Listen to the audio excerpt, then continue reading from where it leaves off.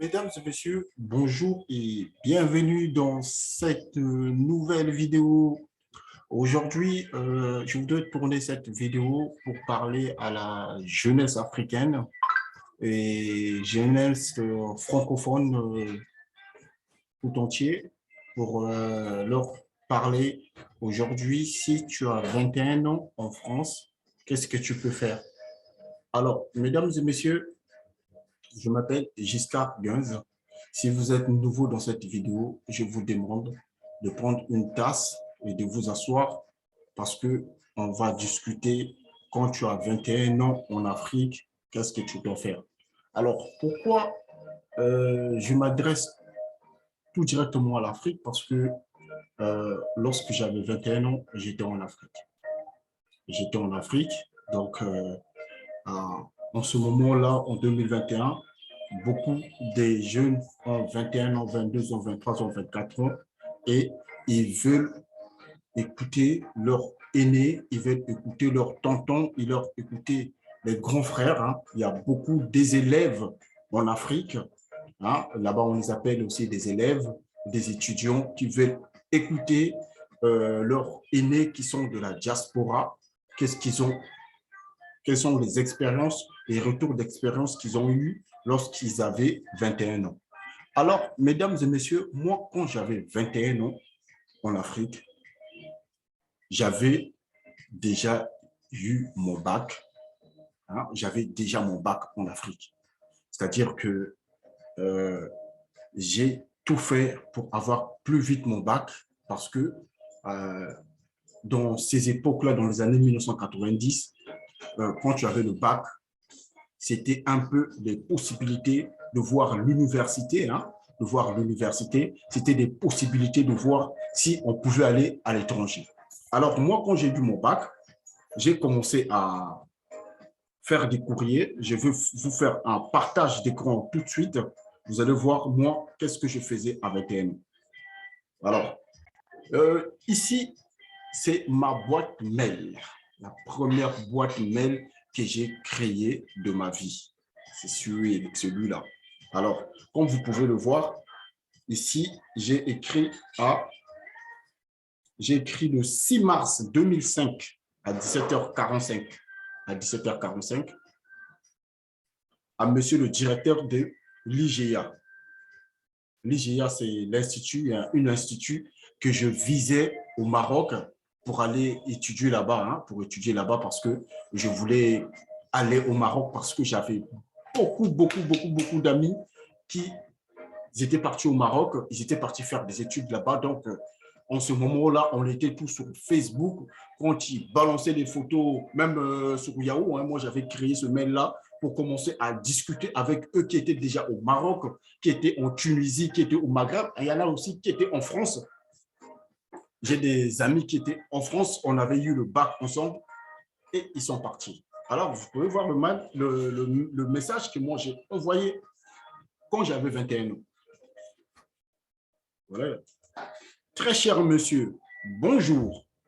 Je viens très respectueusement auprès de votre bienveillance de vouloir solliciter une inscription en première année informatique au titre de l'année 2005-2006.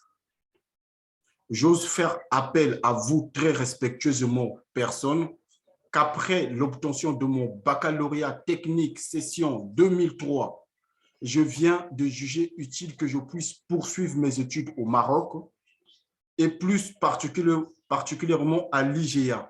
J'ai 21 ans et de nationalité congolaise, hein, Congo-Brazza. À cet effet, quelle est l'orientation possible par rapport à ma demande? Pouvez-vous m'accorder l'inscription que je vous sollicite?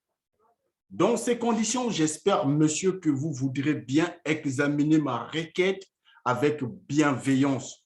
Je reste évidemment à votre disposition pour tout renseignement complémentaire. Dans l'espoir d'attendre de vous une suite favorable, je vous prie d'agréer, monsieur, l'expression de mon profond respect et de ma considération. Mesdames et messieurs, là, j'étais en Afrique, sans travail. Ça faisait 2 ans que j'avais eu mon bac. je voulais aller au Maroc, mais il n'y avait pas de possibilité parce que ma famille ou mon père, ma mère ne pouvaient pas tout simplement me payer ce voyage. C'était super cher. Donc là, vous pouvez voir, hein, j'ai tout écrit. Hein, j'ai mis les adresses là, République du Congo. Hein, vous pouvez voir. Donc, ça, c'était en 2005. Alors, en 2005, vous commencez à avoir des idées comme ça, en 2005. En 2005, vous commencez à avoir des idées comme ça. Vous allez vous rendre compte que à 21 ans, moi, ça a commencé. J'ai commencé déjà à mon âge. Là, j'avais personne pour me guider à gauche, à droite. Tous mes amis que j'ai envoyé des mails en Europe, que j'ai envoyé des mails au Maroc, personne ne me répondait. Donc, c'est moi-même qui voulais. Donc, parfois, même les sites où j'envoyais des messages, c'était des sites d'arnaque. Parfois, c'était des sites d'arnaque, mais à cette époque-là, tu ne peux pas. Donc, c'est pour cela, il faut toujours être curieux dans la vie, même à 21 ans. Moi, j'étais déjà quelqu'un qui était porté vers des projets parce que je voulais être ingénieur en informatique. Ça, c'était mon but, mais je ne suis jamais parti au Maroc. Donc là, je vais essayer de voir si j'ai une réponse que je veux vous montrer. Je vais cliquer ici. Vous allez voir si j'ai des réponses que j'ai dit. Oui, voilà, vous pouvez voir. Là, monsieur, là, ils m'ont répondu. Hein. Voici l'essentiel des infos en rappel avec des études au Maroc. Renseignements sur les modalités d'études au Maroc, Casablanca, LEC. Les étudiants désireux d'accéder à une formation académique au Maroc entrent habituellement en contact avec l'école de leur choix. Donc, c'est ce que moi j'avais fait. Hein. Moi, j'étais rentré en contact. Et là, vous pouvez voir les coûts des études. Hein. Là, on est en 2005.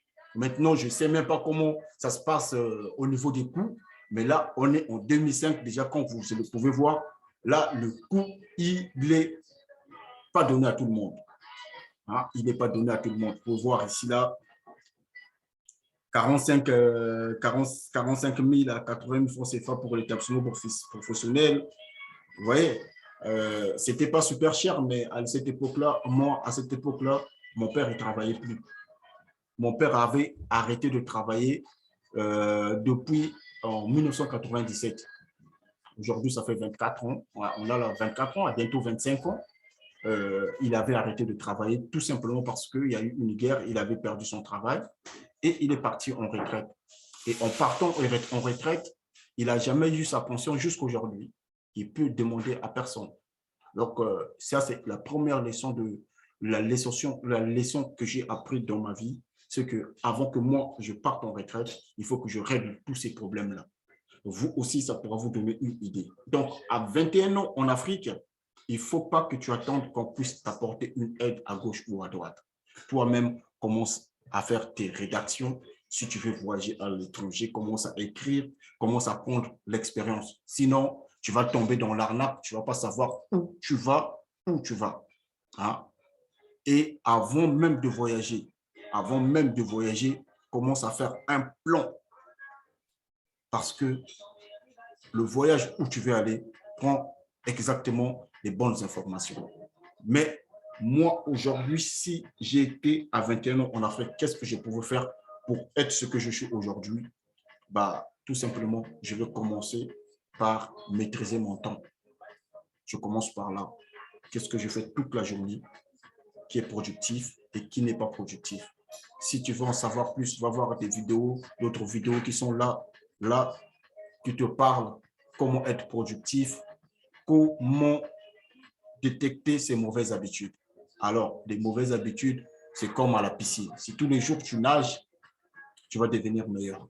Les mauvaises habitudes, si tous les jours tu baignes dedans, si tous les jours tu veux focaliser dedans, tu vas devenir expert là-dedans et pour t'en sortir, ça sera beaucoup de temps à mettre en place. Donc, c'est pour cela, vous qui regardez ces vidéos-là, c'est une façon de vous dire que voilà, le business aussi, c'est un état d'esprit.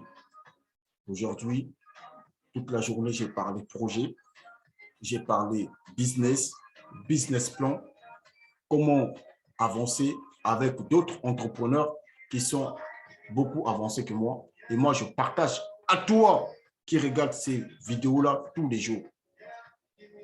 Moi, les vidéos comme mes vidéos à moi, je les regardais le matin, à midi, le soir. Comme ça rentre. Je forgeais l'éducation financière, l'éducation de tout ce qu'on est, l'amour, la passion, le partage. Aujourd'hui, moi, si je n'avais pas toutes ces valeurs-là, je ne devais pas être ici en train de vous parler. Parce que parler devant des micros, c'est donner à une catégorie de personnes.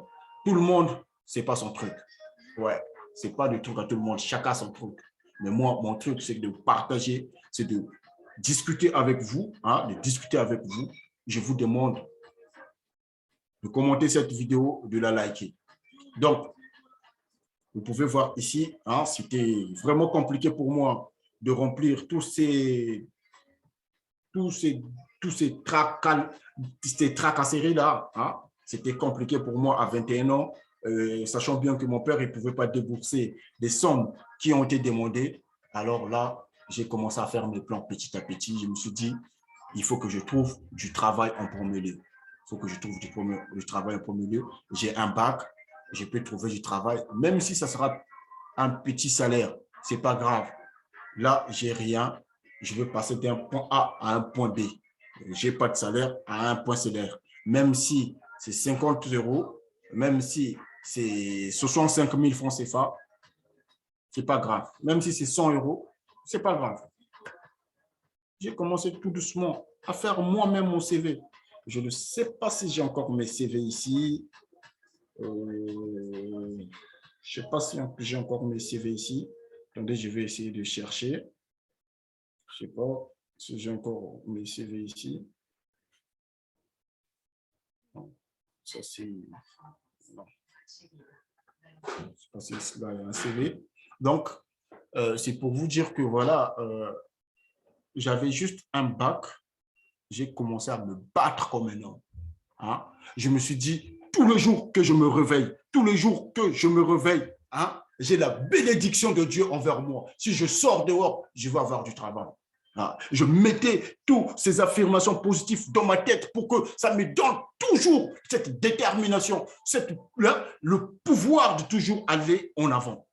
Moi, ce truc, moi, je l'ai. Donc, quand j'étais tout petit, j'étais toujours quelqu'un qui était toujours curieux. Ouais. Parce que, pourquoi? Parce que mon père, quand j'avais 10 ans, il nous faisait voyager. Il nous faisait voyager dans les fins fonds du village en Afrique pour aller voir des enfants.